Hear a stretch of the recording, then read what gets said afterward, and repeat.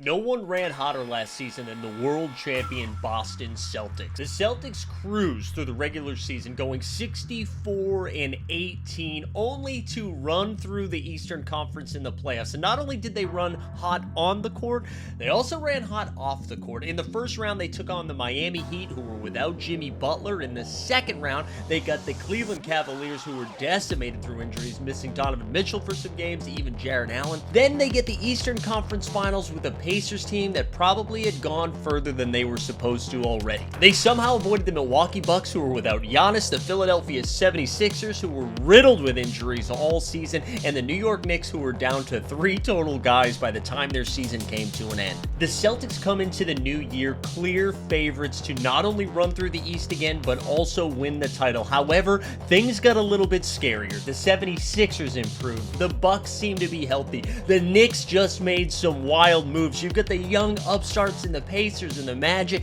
The Cavs are still here, but none of those teams pose the biggest threat to upend the Boston Celtics, and that is the Oklahoma City Thunder. But before we break down the Thunder, if you want to support our content, do us a favor, just hit the subscribe button, the little notification bell, so you know when we're about to drop a banger. You know in the chat, who do you think is going to pose the biggest threat to the Boston Celtics this season? Back to the Thunder. The Oklahoma City Thunder might not have had the splashiest of off seasons, getting guys like Paul George or what we just saw the New York Knicks did with karl-Anthony Towns. However, they got two of the most important pieces for their roster construction. Speaking of the New York Knicks, the Oklahoma City Thunder stole their big man in Isaiah Hartenstein, who is a perfect fit for what the Thunder are trying to do. He can play the 5 when Chet sits, or he can also play alongside Chet Holmgren. But not only that, in one of the first big offseason moves of the summer, Josh Giddey, who was drafted by the Thunder, looked to have a bright future, was actually moved to the Chicago Bulls in exchange for Alex Caruso.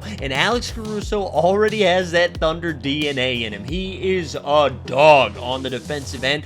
But not only that, Caruso can shoot the 3, which gives them even more spacing so that their MVP caliber type guy in Shai Gilgeous-Alexander can continue to carve up in that herky-jerky manner as he gets to the basket and the free throw line. Speaking of SGA, he is coming off back-to-back seasons where he has averaged over 30 points a game.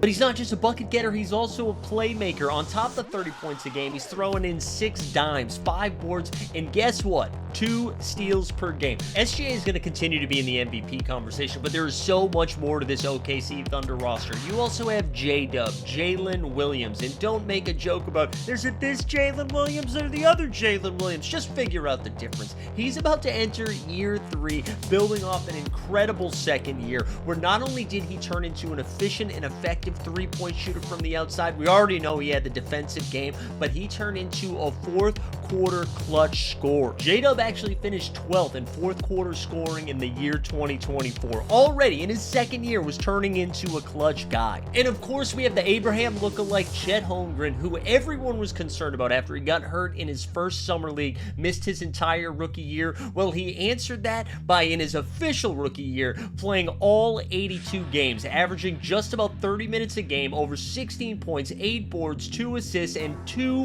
whole blocks per game in his first year as an NBA player. Everyone was excited about the Oklahoma City Thunder going into last season, so much so that they started referring to them as the hipster pick to make a leap. Well, not only did they make a leap, they led the entire Western Conference at the end of the regular season, finishing the year with 57 wins. And in their first playoff run, they answered the bell by sweeping the New Orleans Pelicans in 4 straight games. But then they ran into Luka Magic, Kyrie Irving, and the Dallas Mavericks, and that is where the story ended for last season. And it was clear to anybody that watched, the biggest issue for the Oklahoma City Thunder was rebounding. They were in every single one of these games against the Mavericks, but in crunch time in these close games, there was so much pressure on the offense to make that first shot because they were incapable of getting an offensive rebound and even sometimes a defensive rebound against the bigs of Derek Lively and Daniel Gafford. So Sam Presti this offseason went deep in his bag, making the necessary moves to make sure that the Oklahoma City Thunder were equipped for a title run. Their young core is a year older. Chet Holmgren year 2, Jalen Williams year 3, SGA in MVP mode. They've answered the questions they had heading into this offseason. They now have a big man who they can use alongside Chet or without Chet as they take on some of the bigs in the Western Conference.